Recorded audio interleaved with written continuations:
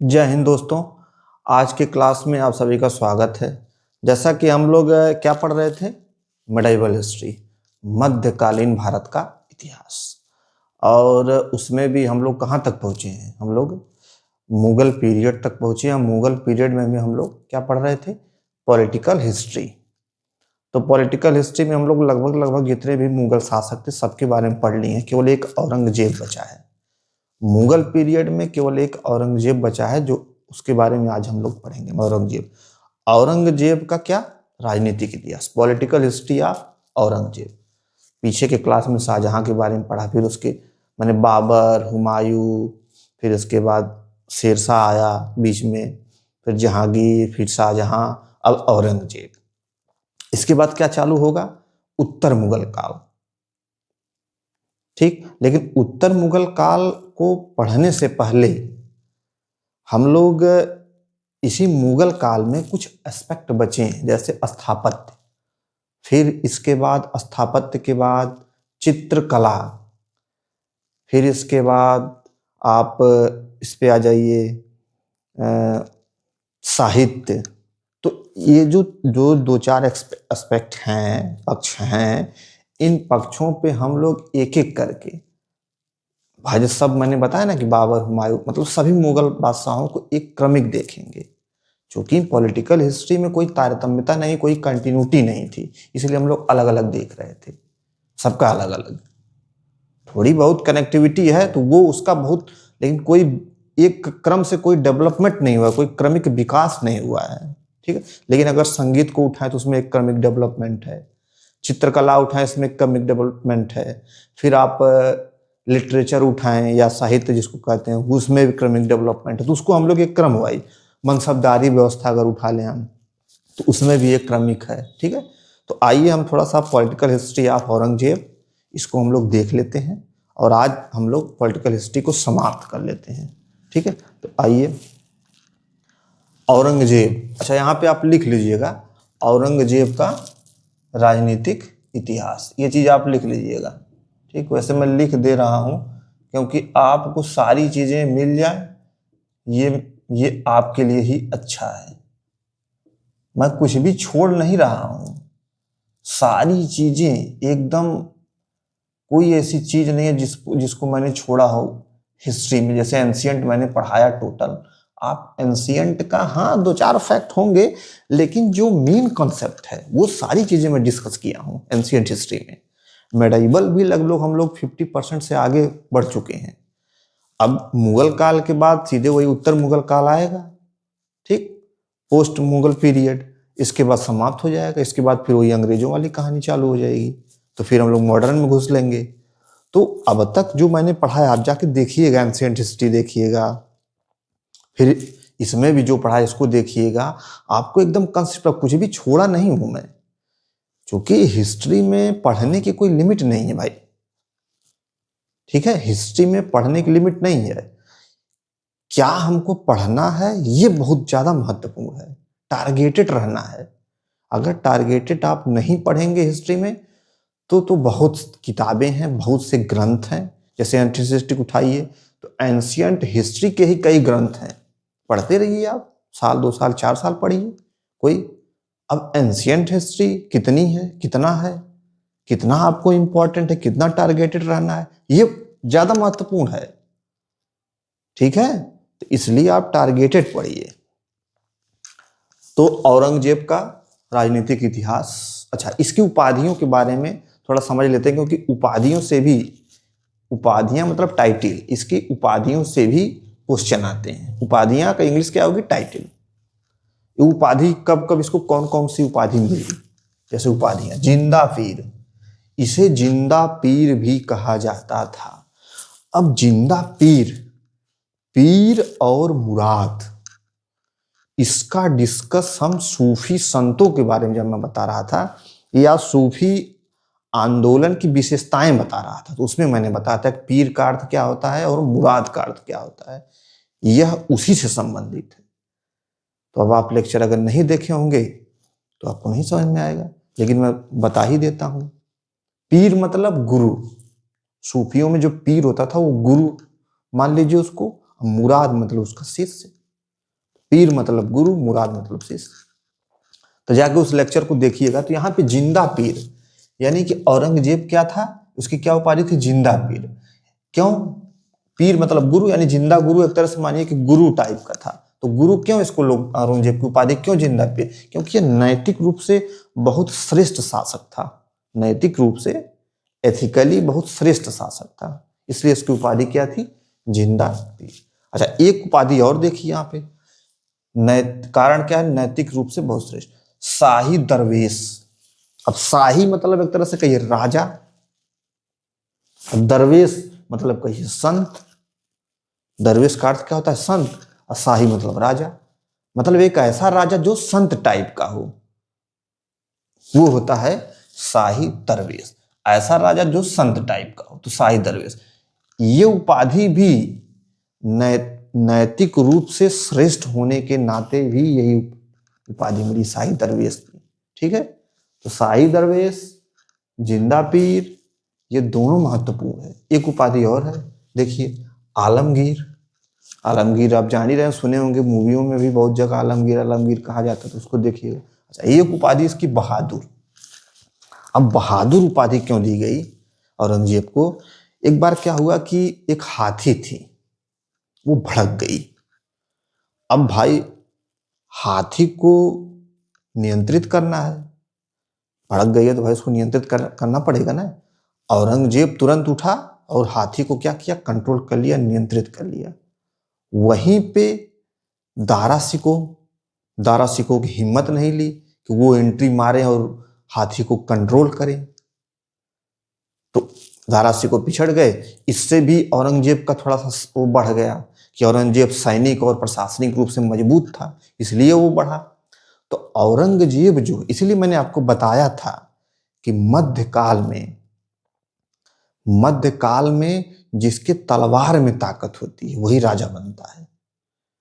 Dara सिको intellectual था, एक intellectual type का था, इसको प्रशासनिक और सैनिक क्षमता नहीं थी दारा सिको के पास, ठीक है, लेकिन औरंगजेब के पास थी। दारा सिको थोड़ा लोकप्रिय भी था, तो मध्यकाल में लोकप्रिय हो, इंटेलेक्चुअल हो, इसकी कोई वैल्यू नहीं थी। मध्यकाल में वैल्यू किसकी थी? वही जिसके तलवार में ताकत हो, वही राजा बनता था। तो लास्ट में यही कारण था कि औरंगजेब राजा बना। और अभी आधुनिक काल में देखिए, तो आधुनिक काल में लोकप्रियता एक मेन, इस एक तरह से कहिए मेन चीज है। अगर आधुनिक में कोई लोकप्रिय है, कोई भी नेता अगर लोकप्रिय है, तो वो राजा बन सकता है। लेकिन मध्यकाल में ऐसा नहीं था। कितनों लोकप्रिय हो जाइए, जब तक तलवार में और सैनिक रूप से नहीं मजबूत रहेंगे, प्रशासनिक रूप से नहीं मजबूत रहेंगे, तो नहीं राजा बन पाएंगे। ठीक है, तो इस चीज को ध्यान में रखेंगे। तो यहाँ पे मैंने लिखा है बहादुर, हाथी को नियंत्रित कर लिया था, लेकिन दारा की हिम्मत नहीं हुई कि वह नियंत्रित करे। मैंने एक आपको मेन तो आपको ये याद करना है कि बहादुर की उपाधि क्यों मिली, तो आप समझ गए होंगे। अच्छा, औरंगजेब भाई ने क्या किया कि 2 बार राज्याभिषेक करवाया। पूरे मुगल शासकों में 2 बार कोई नहीं करवाया था, औरंगजेब 2 बार राज्याभिषेक करवाया। एक बार कब करवाया? आगरा, सामूगढ़ का युद्ध जब हुआ था, सामूगढ़ के युद्ध के बाद पहला राज्याभिषेक कहाँ होता है? आगरा में। दूसरा, देवराई के युद्ध के बाद दूसरा राज्याभिषेक होता है दिल्ली में। तो औरंगजेब 2 बार राज्याभिषेक करवाए, एक बार आगरा में सामूगढ़ युद्ध के बाद, एक बार दिल्ली में देवराई युद्ध के बाद। तो दिमाग में आप रखेंगे। अच्छा, इसके बाद जब दिल्ली में इन्होंने अपना राज्याभिषेक किया, तो फिर दिल्ली को ही अपना क्या बना लिया? राजधानी। तो दिल्ली ही क्या बन गई? इनकी राजधानी बन गई। अब आगे देखिए, 80 प्रकार के करों को माफ, इसको थोड़ा समझने लायक है। अब देखिए, जो शासक थोड़ा कट्टर टाइप का होता है, वो फालतू के करों को क्या करता है? निपटा देता है, माफ कर देता है। ये बात मैंने पीछे भी बताई। 24 करों को किसने माफ किया था? 24 करों को किसने माफ किया था? दिल्ली सल्तनत में कौन शासक था जिसने 24 प्रकार के करों को माफ कर दिया था? कौन था? वो भी कट्टर ही था। कौन था वो? फिरोज शाह तुगलक। तो जो भी शासक कट्टर होंगे, धार्मिक रूप से कट्टर होंगे, वो फालतू के जो बेकार कर होंगे उनको क्या करेंगे, ये माफ कर देंगे। तो 24 प्रकार के करों को फिरोज शाह तुगलक ने 24 प्रकार के करों को माफ किया, और वहीं पे औरंगजेब ने क्या किया, 80 प्रकार के करों को माफ किया। तो अब आपको ये रटना नहीं है मेरे भाई, रटेंगे क्यों? जो फालतू के कर कौन, जो कट्टर टाइप के। तो दिल्ली सल्तनत में फिरोज शाह तुगलक था और मुगल काल में औरंगजेब था। 80 प्रकार के करों को माफ किया। कट्टर मतलब रूढ़िवादी, रूढ़िवादी जो रूढ़िवादी शासक हो या कट्टर शासक हो वही ये सब काम करेगा। अच्छा, 80 प्रकार के करों को माफ, ये तो आपको समझ में आया होगा। अब एक चीज और देखिए, सर्वाधिक राज्य विस्तार और सर्वाधिक विद्रोह। सर्वाधिक कट्टर तो मैंने बताया ही। अच्छा, मुगलों में, मुगल शासकों में या मुगलों में सर्वाधिक कट्टर अगर कोई था तो कौन था? औरंगजेब था। और दिल्ली सल्तनत में सर्वाधिक कट्टर कौन था? फिरोज शाह तुगलक। तो जो सर्वाधिक कट्टर रहेगा वही फालतू के अनावश्यक करों को क्या करेगा? समाप्त कर देगा, माफ कर देगा। ये दिमाग में आप रखेंगे। तो अब देखिए एक चीज और देखिए, सर्वाधिक राज्य विस्तार। मुगलों में सर्वाधिक राज्य विस्तार और सर्वाधिक विद्रोह किसके काल में होगा? औरंगजेब के काल में होगा। ये रटने की जरूरत नहीं है, ये लॉजिक है, ये लॉजिक है भाई। सर्वाधिक राज्य विस्तार, सर्वाधिक विद्रोह, कैसे लॉजिक है समझिए उसको। देखिए, जब मैं आपको दिल्ली सल्तनत बताया था, याद करिए, जाके लेक्चर को देखिएगा। दिल्ली सल्तनत जब मैंने बताया था तो तुगलक वंश में एक शासक था मोहम्मद बिन तुगलक। ठीक, अब मोहम्मद बिन तुगलक यहाँ पे है, ये मान लीजिए है मोहम्मद बिन तुगलक। ठीक, अब 1.5 फीट की तलवार लेके ये पूरे राज्य को क्या किया है? कंसोलिडेट किया है पूरे राज्य को। लेकिन तब भी कहीं कहीं जो इधर के राज्य होंगे, जो इधर के राज्य होंगे, ये सब क्या करेंगे? इसे यहां तक इसका कंट्रोल नहीं हो पाएगा, उतना नियंत्रण नहीं हो पाएगा जितना इसके पास के राज्यों पे होगा। उस समय भाई कोई साधन नहीं था, न यातायात का साधन था सही, बहुत चीजों की कमियां थी। तो अब इधर के चीजों में थोड़ा कंट्रोल करने में थोड़ा दिक्कत, तो इधर वाले विद्रोह करने लगेंगे, कंट्रोल सही से कर नहीं पाएंगे तो इधर वाले विद्रोह करने लगेंगे। तो जब मोहम्मद बिन तुगलक, मैंने बताया था कि दिल्ली सल्तनत में मोहम्मद बिन तुगलक के समय सर्वाधिक राज्य विस्तार होता है तुगलकों का या दिल्ली सल्तनत का। और जब सर्वाधिक राज्य विस्तार होगा तो दूर के जो राज्य होंगे छोटे छोटे, वो क्या करेंगे? विद्रोह करेंगे, तो सर्वाधिक विद्रोह भी होगा। तो ठीक इसी प्रकार, ठीक जैसे मोहम्मद बिन तुगलक में इधर विजयनगर बहमनी इधर थे, तो विजयनगर बहमनी क्या होंगे? इसी कारण विजयनगर बहमनी विद्रोह करके इससे अलग हो जाएंगे दिल्ली सल्तनत से। ठीक है, इसी तरह मुगल काल में, मुगल काल में यहाँ मान लीजिए दिल्ली में कौन है? औरंग है, औरंग माना औरंगजेब। अब 1.5 फीट की तलवार लेके इसको पूरा कंट्रोल करना है। तो भाई कहीं न कहीं इधर दक्षिण के राज्य, इधर के राज्य पे इनका कंट्रोल उतना हो नहीं पाएगा जितना जितना दिल्ली के आसपास पर होगा। तो क्या होगा? सर्वाधिक हो गया विस्तार ना राज्य का। जब सर्वाधिक राज्य विस्तार हो जाएगा तो फिर कंट्रोल करना थोड़ा मुश्किल हो जाएगा। तो जो बाहर के राज्य होंगे क्या करेंगे? विद्रोह करेंगे। इसलिए सर्वाधिक राज्य विस्तार पे ही सर्वाधिक विद्रोह होता है। इस बात को कंसेप्ट से दिमाग में रखना है, रटना नहीं है। रटेंगे तो भूल जाएंगे। ठीक है, तो ये चीज आप समझते रहिएगा। तो सर्वाधिक राज्य विस्तार, मुगलों में सर्वाधिक राज्य विस्तार किसके समय? औरंगजेब के समय। तो जब सर्वाधिक राज्य विस्तार होगा तो सर्वाधिक विद्रोह भी होगा। ठीक है, सर्वाधिक कट्टर शासक तो था ही। मुगलों में सर्वाधिक कट्टर शासक कौन था? औरंगजेब। और दिल्ली सल्तनत में सर्वाधिक कट्टर कौन था? फिरोज शाह तुगलक। जो सर्वाधिक कट्टर रहेगा वो क्या करेगा? अनावश्यक करों को क्या करेगा? माफ कर देगा। तो ये भाई साहब 80 करों को माफ कर दिए। मोहम्मद बिन फिरोज शाह तुगलक कितने को माफ करेगा? 24 प्रकार के करों को माफ करेगा। क्योंकि फिरोज शाह तुगलक के बारे में मैं पीछे पढ़ा चुका हूं, तो जाके आप वीडियो को देख लीजिएगा। नहीं देखने का मन करेगा मत देखिएगा। कोई बहुत आपको लगेगा कि ठीक है देखना है तो देख लीजिएगा। ठीक है, तो औरंगजेब, ये देखिए सर्वाधिक कट्टर, इतना समझ में आया होगा। अब देखिए, अब थोड़ा सा औरंगजेब की पॉलिसी को, थोड़ा सा इसकी मतलब किस कैरेक्टर का था, थोड़ा इसको समझते हैं। और उस चीज को अगर जब हम लोग समझ लेंगे तो बहुत से सारे फैक्ट जो आपको लगते हैं कि इतिहास में साला क्या मैं क्या क्या रटूं, वो आपको रटने नहीं पड़ेंगे। तो मैं आपको एक जानकारी के लिए बता दूं कि औरंगजेब एक विरोधाभासी शासक था। अब विरोधाभासी का इंग्लिश क्या होती है? Contradictory, contradiction. औरंगजेब एक विरोधाभासी शासक था, ऐसा कहा जाता है। या कहिए कि औरंगजेब का काल एक विरोधाभासी काल था।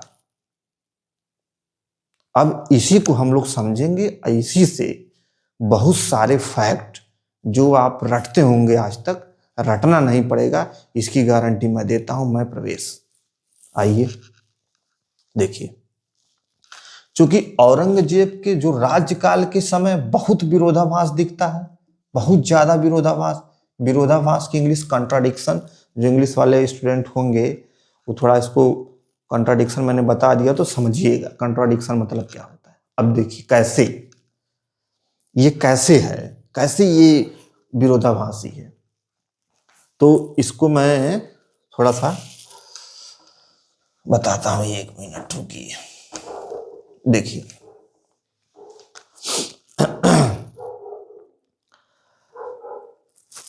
आपको जानकारी के मैं बताऊं कि मुगलों के, एक क्वेश्चन मैं आपसे पूछता हूं, सबसे अच्छा है कि एक क्वेश्चन पूछता हूं। चलिए यहीं पे क्वेश्चन मैं बना, अभी इसको मत देखिएगा, एक क्वेश्चन मैं आपसे पूछ लेता हूं, उसका आप आंसर देंगे। देखिए मैं क्वेश्चन लिख भी देता हूं। क्या है क्वेश्चन? मुगलों के प्रशासन में, मुगलों के प्रशासन में सर्वाधिक, मुगलों के प्रशासन में सर्वाधिक हिंदुओं का प्रतिशत किसके समय था? तो मान लीजिए मैं पढ़ा ही रहा हूं तो आपको दिमाग में आ ही गया होगा कि औरंगजेब के समय था। इतना तो दिमाग में आ ही गया होगा आपके, आप भी कम चालाक थोड़ी हैं। लेकिन इसको थोड़ा जब समझेंगे ना तब आपको लगेगा कि हाँ ये असलियत है। तो मैंने क्या क्वेश्चन पूछा? मुगलों के प्रशासन में सर्वाधिक हिंदुओं का प्रतिशत किसके समय था? किसके समय मतलब मुगल काल में जो शासक थे। मैं ऑप्शन भी आपको देता हूं। ए अकबर, ए अकबर, बी जहांगीर, सी शाहजहां ले लीजिए सी को, और डी औरंगजेब। तो अब आप तो आसानी से तुक्का लगा सकते हैं कि औरंगजेब भाई साहब होंगे। होंगे तो यही सही, यही है औरंगजेब ही, क्योंकि आप औरंगजेब पढ़ रहे हैं तो भाई अनुमान तो लगा ही लिए होंगे। क्या, किससे? प्रोबेबिलिटी से, प्रायिकता से। प्रायिकता अगर पढ़े होंगे तो आप, क्योंकि संभावना देखिए मैं पढ़ा रहा हूं वही भाई, औरंगजेब पढ़ा रहा हूं तो औरंगजेब आपको आंसर दिख रहा होगा कि हाँ औरंगजेब होगा। आप सही सोच रहे हैं, औरंगजेब ही होगा। तो अब देखिए मुगलों के प्रशासन में सर्वाधिक हिंदुओं का प्रतिशत किसके समय था? औरंगजेब के समय था। और औरंगजेब क्या है? सर्वाधिक कट्टर शासक है। मुगलों में सर्वाधिक कट्टर शासक है, सर्वाधिक कट्टर शासक भी है और सर्वाधिक हिंदुओं का प्रतिशत भी है, लगभग 33% था। अब ये दोनों बात कंट्राडिक्टरी लगी नहीं लगी ना? विरोधाभासी लगी कि नहीं लगी? अरे भाई हिंदुओं का सर्वाधिक प्रतिशत भी किसका है? औरंगजेब के समय ही है। औरंगजेब के शासनकाल में हिंदुओं का सर्वाधिक प्रतिशत है, ठीक 33%। और औरंगजेब सर्वाधिक कट्टर शासक भी है। अब कट्टर रहे तो कैसे हिंदुओं को इतना लोगों को कैसे प्रशासन में सम्मिलित कर लिया? 33% लोगों को। ये विरोधाभासी हुआ ना, ये कंट्राडिक्टरी हुआ ना। अब एक बात और समझिए, देखिए 33% जो सर्वाधिक हिंदू थे, सर्वाधिक हिंदू जो थे, उन सर्वाधिक हिंदुओं में सबसे ज्यादा मराठा थे। मराठा सैनिक थे औरंगजेब के। अब आप कहेंगे ये क्या चक्कर है भाई, सबसे ज्यादा कौन थे? मराठा सैनिक थे। उन 33% जो हिंदू थे इसके औरंगजेब के शासनकाल में सैनिक, 33% हिंदू, उन 33% हिंदुओं में सबसे ज्यादा मराठा थे, सबसे ज्यादा। अब आप सोचेंगे कि ये क्या चक्कर है, एक तो ये सर्वाधिक कट्टर है, धर्म के लेके बहुत कट्टर, धार्मिक रूप से बहुत कट्टर है, दूसरे मराठाओं को हिंदुओं कितना सैनिकों में दे रहा है। तो ये भी बात कंट्राडिक्टरी हुई कि नहीं हुई? इसको थोड़ा हम लोग और समझते हैं, थोड़ा डीप चलते हैं। देखिए क्यों मुगलों के समय मराठी सैनिक औरंगजेब के काल में सर्वाधिक हो गए। तो औरंगजेब के काल में तो मराठा सर्वाधिक हो गए। अच्छा, मराठा विद्रोह भी करेंगे, औरंगजेब के काल में ही मराठा विद्रोह करेंगे, और मराठा सैनिक भी ज्यादा हैं। तो भाई जब औरंगजेब के काल में मराठा सैनिक मैक्सिमम हो जाएंगे तो किसी के काल में स्टार्ट भी तो हुए होंगे,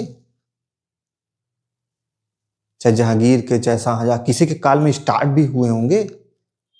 किसके काल में स्टार्ट होंगे? थोड़ा सा लॉजिक लगाइएगा, वीडियो पॉज करिएगा, सोचिएगा कि किसके काल में शुरुआत हो गई होगी इनकी, किसकी किसकी?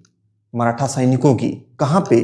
मुगलों के सैनिक में एंट्री किसके काल में स्टार्ट हुई, और बढ़ते बढ़ते औरंगजेब के काल में मराठा मैक्सिमम हो गए। अब आइए हम समझते, आप सोचिएगा जरूर, फिर समझ लीजिएगा। देखिए ये मैंने बनाया है बाबर, हुमायूं, अकबर, जहांगीर, शाहजहां, औरंगजेब, और ये बहादुर शाह जो कि उत्तर मुगल काल में आएगा। इसको अभी मत नोट करिएगा, इसको बल्कि मैं स्किप ही कर देता हूं इसको। ठीक, अब देखिए बाबर बेचारे क्या किए, जिंदगी भर युद्ध लड़ते रहे, लड़ते लड़ते टपक गए। हुमायूं की स्थिति क्या थी? कहने को तो भाई ये भाग्यवान थे, जिंदगी भर भागते रहे और भागते भागते इनकी कहानी खत्म हो गई। ये बेचारे भी खत्म हो गए, ये बेचारे भी खत्म। आया अकबर। अब अकबर तो नॉर्थ इंडिया, उत्तरी भारत के ज्यादातर राज्यों पर क्या कर लिया था? लगभग नियंत्रण स्थापित कर लिया था, और दक्षिण भारत के एंट्री गेट तक पहुंचा था। असीरगढ़ का किला 1601 में वहां तक ये पहुंचा। उसके बाद 1605 में इसकी मृत्यु के काम खत्म हो गया, यानी कि दक्षिण भारत के एंट्री गेट पे पहुंचा था। तो अकबर के काल में भी मराठा सैनिक नहीं घुसे। अब देखिए अब जहांगीर के काल में क्या होता है। अब उत्तर भारत तो लगभग अकबर के समय सारा उत्तर भारत लगभग जीत चुके हैं। तो जब उत्तर भारत जीत चुके हैं तो कहाँ घुसेंगे? एंट्री गेट पे तो अकबर पहुंच भी गया था। तो दक्षिण भारत में अब क्या होगा? विजय अभियान चालू होगा। तो सबसे पहले जहांगीर घुसेगा, है? तो जहांगीर जब घुसेगा तो अब देखिए यहाँ पे थे जहांगीर, और यहीं पे है मराठा, और यहीं है क्या है? दक्षिण भारत है।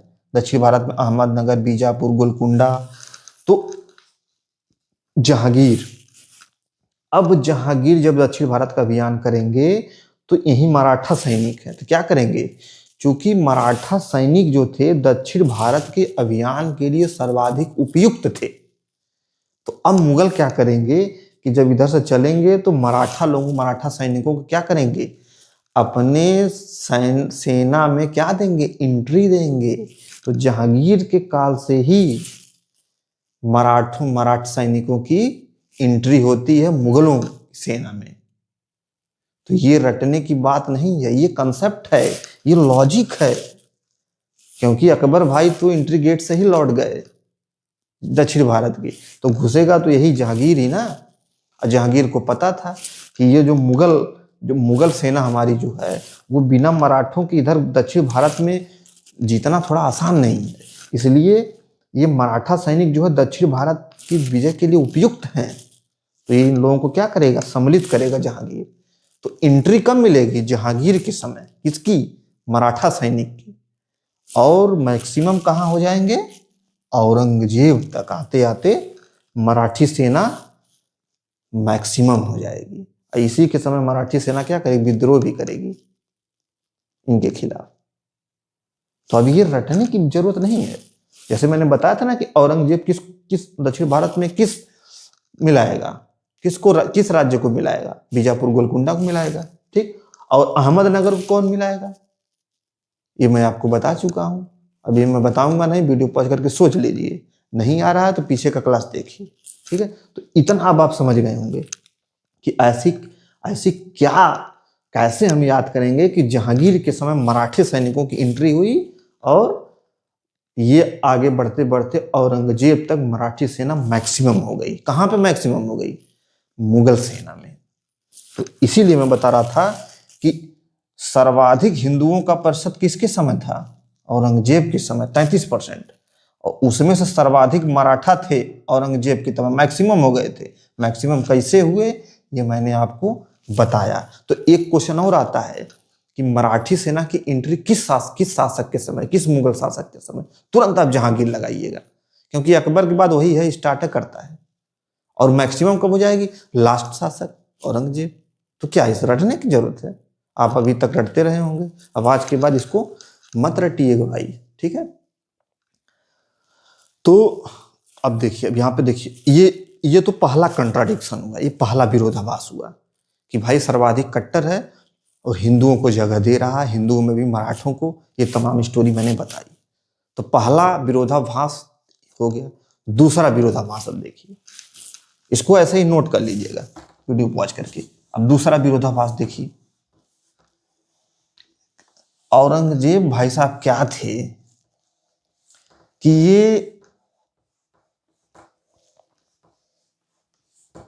क्योंकि इस्लाम में आप सुने होंगे कि इस्लाम में संगीत पे प्रतिबंध रहता है इस्लाम में, ठीक है। तो अब भाई जब इस्लाम में संगीत पे प्रतिबंध रहता है तो सर्वाधिक कट्टर औरंगजेब है, तो औरंगजेब भी संगीत पे क्या करेगा, प्रतिबंध लगा देगा। अब औरंगजेब, दूसरा देखिए कंट्राडिक्शन, अभी देखिए कैसे कैसे इसमें कंट्राडिक्शन होता है।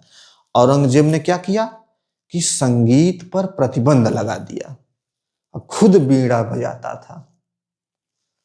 क्या किया, संगीत पर प्रतिबंध लगा दिया। अब प्रतिबंध लगाया क्यों, क्योंकि इस्लाम में संगीत निषेध है, संगीत पर प्रतिबंध लगा दिया। औरंगजेब संगीत पर प्रतिबंध लगा दिया और खुद बेचारा बीड़ा बजाता था। अब बीड़ा जब आ गया तो एक क्वेश्चन ही मैं आपसे पूछ ही लेता हूं कि प्राचीन काल में जो सिक्के मिलते थे, किसके सिक्कों पे, किस शासक के सिक्कों पे बीड़ा बजाते हुए आकृति मिलती है उस शासक की, या बीड़ा की आकृति मिलती है। वीडियो पॉज करिएगा, सोचिएगा। यदि मेरा लेक्चर एंशिएंट हिस्ट्री का आप देखे होंगे तो आप तुरंत दिमाग में क्लिक करेगा कौन था। तो मैं बता ही देता हूं कौन था वो, समुद्रगुप्त। समुद्रगुप्त के सिक्कों पे किसका आकृति मिलती है, बीड़ा बजाते हुए आकृति मिलती है। इसी कारण से समुद्रगुप्त की एक उपाधि है कविराज, कविराज। ये सारी चीजों का जिक्र। अब देखिए बीड़ा यहां कौन बजा रहा है, औरंगजेब। आप भी हो सकता है बजाते हो, औरंगजेब बजा रहा है, लेकिन संगीत पे क्या किया है, प्रतिबंध लगा दिया है। और प्राचीन काल में कौन, समुद्रगुप्त। तो ऐसे जब कनेक्ट करके पढ़ेंगे ना, पढ़े रहेंगे तो कनेक्ट कर लेंगे, तुरंत कनेक्ट करेंगे। अब संगीत पे तो प्रतिबंध लगा दिया, लेकिन औरंगजेब के ही शासनकाल में संगीत पर सर्वाधिक पुस्तकें लिखी गई। अब आप ये सोचिए कि संगीत पर प्रतिबंध लगा दे रहा है, खुद बीड़ा बजा रहा है, और इसी के शासनकाल में संगीत पर सर्वाधिक पुस्तकें लिखी गई। सर्वाधिक मतलब सबसे ज्यादा पुस्तकें संगीत पर लिखी गई। तो ये कंट्राडिक्टरी हुआ कि नहीं हुआ, विरोधाभासी हुआ कि नहीं हुआ, हो गया ना। कि खुद भाई साहब बीड़ा बजा रहे हैं, अब पूरे साम्राज्य में क्या कर दिए, संगीत पर प्रतिबंध लगा दिए, और संगीत पर सर्वाधिक पुस्तकें लिखवा रहे हैं। क्या बात है, यही है विरोधाभास। तो ये दूसरा पॉइंट हो गया कि संगीत पर क्या है, प्रतिबंध हो गया। ये दूसरा पॉइंट हो गया। कुछ समझ में आ रही बात। अब देखिए थोड़ा सा इसको पढ़ते हैं और आगे हम लोग थोड़ा सा बढ़ते हैं, क्या है आगे का मैटर। 80 प्रकार के करों को माफ, तो आपको समझ में आ ही गया होगा। सर्वाधिक राज्य विस्तार, सर्वाधिक विद्रोह, सर्वाधिक कट्टर, ये सब समझ में आ गया होगा आपको, इसमें अब रटने की जरूरत नहीं है। अच्छा, सर्वाधिक हिंदू सरदारों का प्रतिशत, ये भी समझ में आ गया होगा कि औरंगजेब के समय सर्वाधिक हिंदू सरदार थे सेना में। ठीक, सर्वाधिक मराठे, इसी के सेना में ना, औरंगजेब की सेना में सर्वाधिक मैक्सिमम हो गए थे मराठे। और एंट्री कब मिली? पहली बार जहांगीर के समय, पहली बार जहांगीर के समय मराठे की एंट्री मिलती है, यहां पे मैंने बताया था भी। ठीक है, और मैक्सिमम कब हो जाएंगे? इसके समय, औरंगजेब के समय। यही आपको क्लियर हो गया होगा। ठीक, हिंदू त्योहारों पर होगा। अच्छा, कुछ चीजें ऐसी थी कि जो छोटी मोटी चीजें थी, तो उस पर भी इसने हिंदू त्योहारों पर भी रोक लगा दी।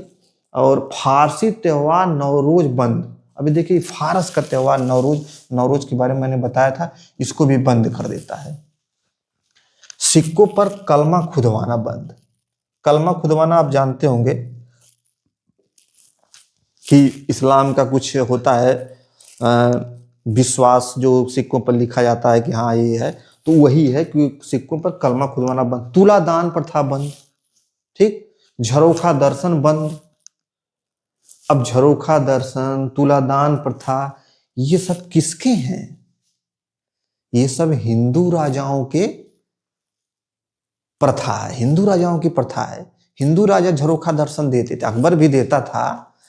हिंदू राजा झरोखा दर्शन देते थे, जिसमें अकबर भी, बाद में अकबर भी देता था। ठीक है, और ये जो तुलादान प्रथा है, ये हिंदू राजाओं की प्रथा थी। तो जब हिंदू राजाओं की प्रथा है, तो औरंगजेब तो जाहिर सी बात है उसको क्या करेगा?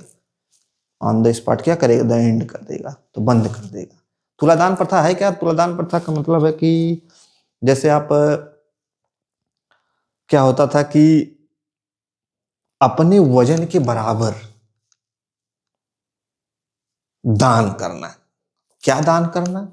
स्वर्ण के सिक्के हो गए, गाय हो गई, अन्न हो गया, इसमें से कुछ भी जो है, जो भी है, वो अपने वजन के बराबर दान करना, ये होता क्या था? तुलादान पद्धति। तो इसको क्या करेगा?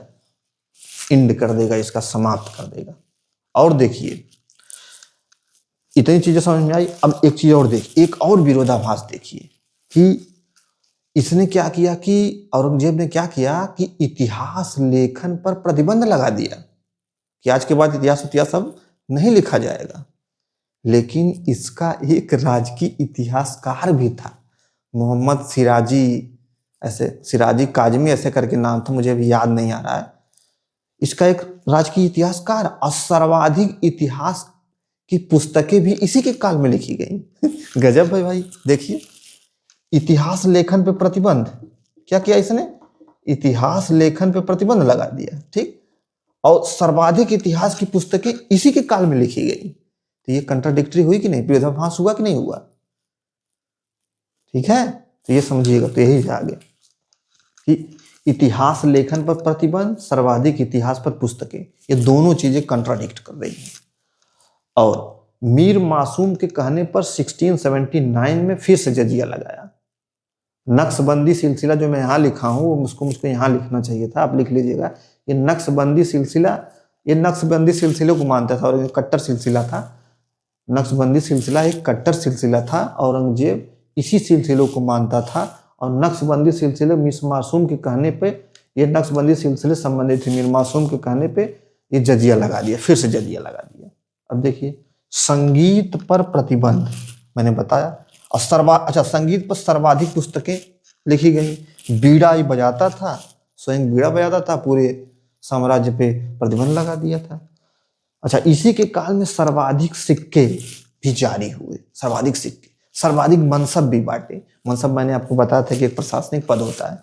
तो सर्वाधिक सिक्के बांटे, जारी हुए, सर्वाधिक मनसब बांटे। ये तमाम चीज, तो औरंगजेब किस प्रकार का शासक था? एक विरोधाभासी शासक था। इसका शासन काल ही एक विरोधाभास का काल था। ठीक है, तो इस तरह से आप समझेंगे तो कुछ याद नहीं करनी पड़ेगा। अच्छा, इसने क्या कहते कि एक अधिकारी की नियुक्ति की। उस अधिकारी का नाम था मुहत्सिव। हम इस अधिकारी, ये अधिकारी की नियुक्ति क्यों की? ये है कि क्या किया कि जैसे देखता था कि कुछ लोग आचरण गड़बड़ करते, तो क्या कहता था कि इस अधिकारी की नियुक्ति किया और कहा इनसे कि देखा करो कोई बदमाशी तो नहीं कर रहा है, कोई इधर उधर आचरण में कोई गड़बड़ी तो नहीं कर रहा, आचरण सबका ठीक है ना, इसलिए नियुक्ति की है। मुहत्सिब नाम के अधिकारी की नियुक्ति की, क्या करने के लिए? लोगों के आचरण को देखने के लिए। अच्छा आगे देखिए, सिख गुरु तेग बहादुर को मृत्युदंड, शहजादा अकबर को समर्थन के कारण। अब ये शहजादा अकबर कौन थे? अकबर को मत समझ लीजिएगा, वो अकबर नहीं है, ये औरंगजेब का ये पुत्र है शहजादा अकबर। ये शहजादा अकबर इन्हीं के खिलाफ विद्रोह करता है। तो ये क्या करते हैं, सिख गुरु तेग बहादुर क्या करते हैं, इसको सपोर्ट करते हैं शहजादा अकबर को। और शहजादा अकबर को जब ये सपोर्ट करते हैं तो औरंगजेब जो है सिख गुरु तेग बहादुर को क्या कर देता है, मृत्युदंड दे देता है। और यहीं पे मैंने पीछे का लिख दिया है कि पांचवें गुरु गुरु अर्जुन देव ने खुसरो का समर्थन किया था जहांगीर के काल में। तो जहांगीर ने इनको क्या किया, गुरु अर्जुन देव को मृत्युदंड दे दिया था।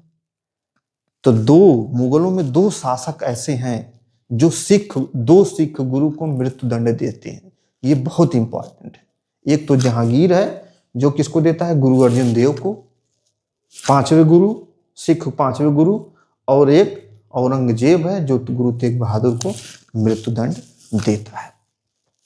तो अब आप ये सारी चीजें जो मैं ये बनाया मैंने, ये अब आपको लग रहा होगा कि ये तो रटने की जरूरत ही नहीं है, ये तो एकदम मतलब कुछ नहीं रटना है, एकदम आसानी से आपको अब ये चीजें।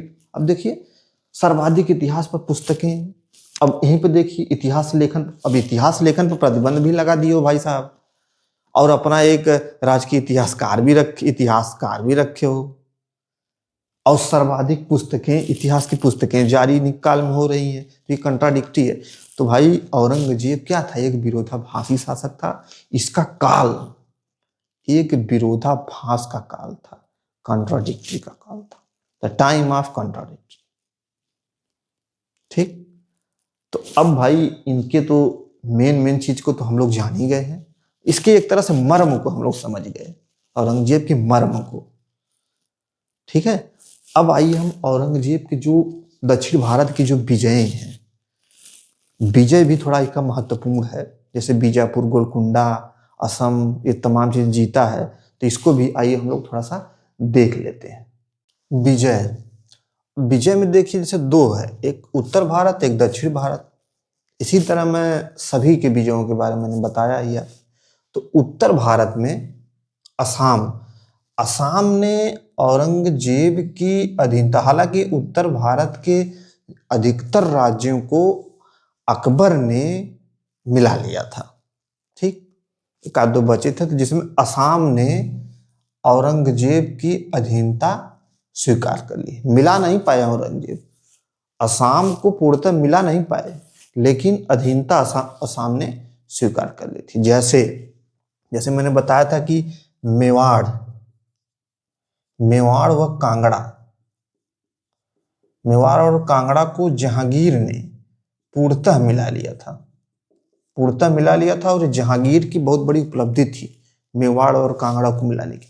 लेकिन इस मेवाड़ और कांगड़ा को अकबर ने बहुत प्रयास किया और अधीनता स्वीकार करा दी थी, बस यही है, मिला नहीं पाए थे अकबर। मिलाया कौन? जहांगीर, पूर्णतः मिला। इसी प्रकार असम केवल अधीनता स्वीकार किया था, किसका? औरंगजेब का। ठीक है, तो ये सब दिमाग में आप रखेंगे। अच्छा, दक्षिण भारत में आप देखेंगे तो बीजापुर, गोलकुंडा, कितनी बार मैं ये आपको बता चुका हूँ, बीजापुर, गोलकुंडा, अहमदनगर, ये सब मैं बता। तो बीजापुर और गोलकुंडा 1686, गोलकुंडा 1687। ठीक, 1686। अच्छा, बीजापुर और गोलकुंडा को औरंगजेब ने दक्षिण भारत में पूरी, मतलब अपने साम्राज्य में पूर्णतः मिला लिया था। ये लोग अधीनता नहीं, ये लोग पूर्णतः मिल गए थे, बीजापुर और गोलकुंडा, कई बार मैं बता चुका हूं। तो बीजापुर और गोलकुंडा औरंगजेब ने पूर्णतः मिला लिया था। 1686 में ये, 1687 में ये। इसमें क्या हुआ कि इसमें जो सिकंदर आदिल शाह थे, इनके द्वारा आत्मसमर्पण कर दिया गया। इसमें क्या हुआ, इसमें अबुल हसन कुतुब शाह थे, इनके द्वारा भी आत्मसमर्पण कर दिया गया। अच्छा, एक चीज और मैं आपको बताऊं कि औरंगजेब की जो दक्षिण की नीति थी, वो अलाउद्दीन और समुद्रगुप्त, मैंने आपको बताया था अलाउद्दीन की भी दक्षिण नीति थी और समुद्रगुप्त की भी दक्षिण नीति थी। तो अलाउद्दीन और समुद्रगुप्त की दक्षिण नीति की तुलना में जो औरंगजेब की दक्षिण नीति थी ना, वो बेकार थी, एक तरह से कही खराब थी। क्योंकि औरंगजेब दक्षिण को पूरी तरह मिलाना चाहता था और उधर अलाउद्दीन और समुद्रगुप्त मिलाना, केवल नियंत्रण स्थापित करना चाहते थे, पूरी तरह मिलाना नहीं चाहते थे। तो इसकी नीति, औरंगजेब की दक्षिण की जो नीति है, बहुत खराब थी इसकी तुलना में। इसलिए इतिहासकार समुद्रगुप्त और अलाउद्दीन इन दोनों की दक्षिण की नीति के लिए प्रशंसा करते हैं, इसकी प्रशंसा नहीं करते। इसको क्रिटिसाइज किया जाता है इसको, दक्षिण की नीति को लेकर। और इसी दक्षिण की नीति के कारण इसके जीवन के अंतिम 25 वर्ष दक्षिण भारत में ही बीते, दक्कन और दक्षिण भारत में ही बीते। और वहीं उनकी कब्र भी बन गई, बीते और कब्र भी बन गई। अहमदनगर, महाराष्ट्र में अहमदनगर है, वहीं पे कौन सा था अहमदनगर, महाराष्ट्र में अहमदनगर है और अहमदनगर में औरंगाबाद है, औरंगाबाद जिला, और औरंगाबाद में खुलदाबाद है, खुलदाबाद में इसकी कब्र बन गई। तो इसकी नीति, दक्षिण की नीति बहुत ही खराब थी। किसकी? औरंगजेब की। किसकी तुलना में? समुद्रगुप्त और अलाउद्दीन की तुलना में बहुत खराब थी। इसी कारण इसके जीवन के अंतिम 25 वर्ष दक्षिण भारत में ही बीते, दक्कन में बीते, और वहीं उसकी कब्र बन गई। कब्र कहाँ है? अहमदनगर, औरंगाबाद, खुलदाबाद तहसील में। ठीक है, तो आइए इसको थोड़ा सा यहाँ पे देख लेते हैं। मैंने लिखा है, दक्षिण के विद्रोह दबाने, मराठों पर नियंत्रण के लिए जीवन के अंतिम 25 वर्ष वहीं बीते, दक्षिण में बीते, वहीं कब्र बन गई। अच्छा, जैसे हम लोग कहते हैं, वर्ल्ड हिस्ट्री आप पढ़े हैं कि नहीं पढ़े हैं मैं नहीं जानता, लेकिन मैं आपको बता दूं कि जैसे कहा जाता है कि स्पेन के नासूर ने नेपोलियन का पतन कर डाला, उसी प्रकार दक्षिण के नासूर ने औरंगजेब का पतन कर डाला, ऐसा कहा जाता है। स्पेन, हालांकि वर्ल्ड हिस्ट्री में है वो, स्पेन के नासूर ने नेपोलियन को एकदम समाप्त, खत्म कर दिया पूरा। उसी प्रकार दक्षिण की नीति ने या दक्षिण के नासूर ने औरंगजेब को खत्म कर डाला और वहीं उसकी कब्र बन गई। तो ये हो गया भैया औरंगजेब।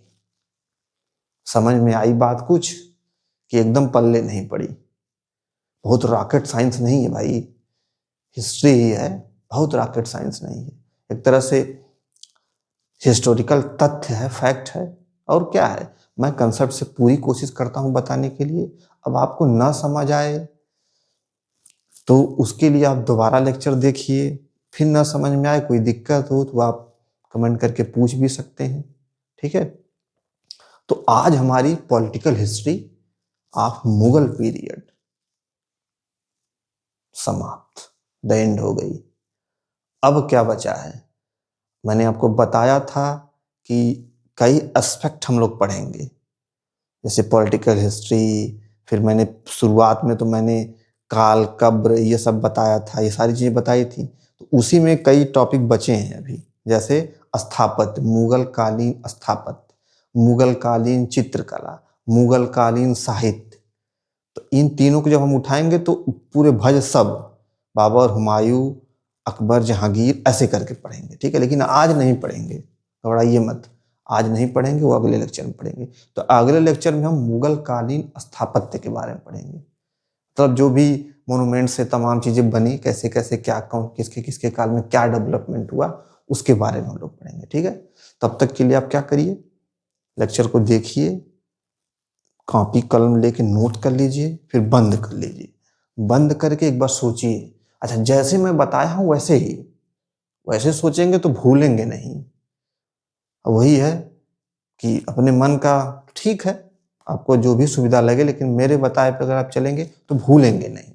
ठीक है, तो मिलते हैं आपसे अगले लेक्चर में। Thank you.